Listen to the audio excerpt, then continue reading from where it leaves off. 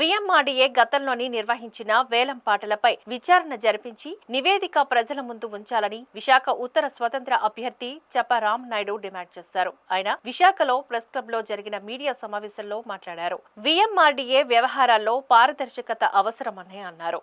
నగర ప్రజలకు గృహాలు, దుకాణాల న్యాయబద్ధమైన కేటాయింపు కోణంలో ప్రభుత్వం స్పందించాలని కోరారు. ఆనందపురం మండలంలో ప్రకటించిన ఎన్టీఆర్ స్మార్ట్ టౌన్షిప్ ప్లాట్ కొనుగోలు నిమిత్తం 2022లో 2.10 లక్షల ముందస్తు చెల్లించినా ఇప్పటికీ కేటాయింపులు జరగలేదని మండిపడ్డారు.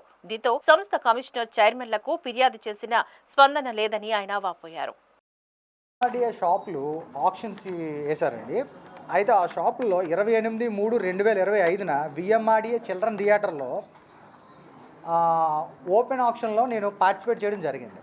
ఆ ఓపెన్ ఆక్షన్లో ఏం పార్టిసిపేట్ చేసామంటే సిఎంఆర్ సెంట్రల్ షాప్ ఎదురుగా షాప్ నెంబర్ 9 ఆ షాపు 7,875 రూపాయలు అది రెంట్ అనమాట. అయితే అద్దె ప్రాతిపదికన మేము వెళ్ళి ఇవ్వడం 50,000 రూపాయలు డీడీ అమౌంటు, 2,000 రూపాయలు చలానా కట్టడం జరిగింది. అయితే సింగిల్గా ఉండడం వల్ల ఓపెన్ ఆప్షన్ క్యాన్సిల్ చేశారన్నమాట. అంటే ఓపెన్ ఆప్షన్ సింగిల్గా క్యాన్సిల్ చేశారు. ఓకేనండి, సింగిల్గా ఉన్నది కాబట్టి క్యాన్సిల్ చేశారు.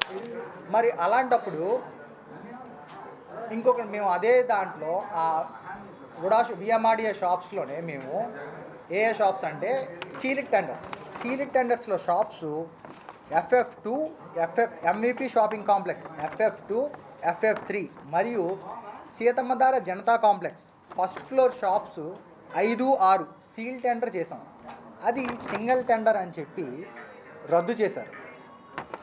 అయితే మీరు రద్దు చేశారు కదండి, విఎంఆర్ఏ సెక్రటరీ గారిని మేము డైరెక్ట్గా అడగడం జరిగింది. మీరు రిటర్న్గా కానీ నాకు ఇవ్వండి, లిఖితపూర్వకంగా నాకు సమాధానం ఇవ్వండి అంటే అతను సమాధానం మాకు ఇవ్వలేదు. మా డిమాండ్ ఏంటంటే ఖాళీగా ఉన్న విఎంఆర్డీఏ షాపులను నూతన నోటిఫికేషన్ విడుదల చేయాలి. మొత్తం అన్ని షాపులకి, మొత్తం 350 ఉన్నాయో 400 ఉన్నాయో అన్ని షాపులకి. నెక్స్ట్ జరిగిన ఆక్షన్స్కి విచారణ జరిపించి మొత్తం రిపోర్ట్ అంతా ప్రజలకు తెలియజేయాలి. 4 విఎంఆర్డీఏలో వ్యవహారాల్లో పారదర్శకత, సమగ్ర సమీక్ష అవసరం. ఇదండి మా ప్రధానమైన డిమాండ్.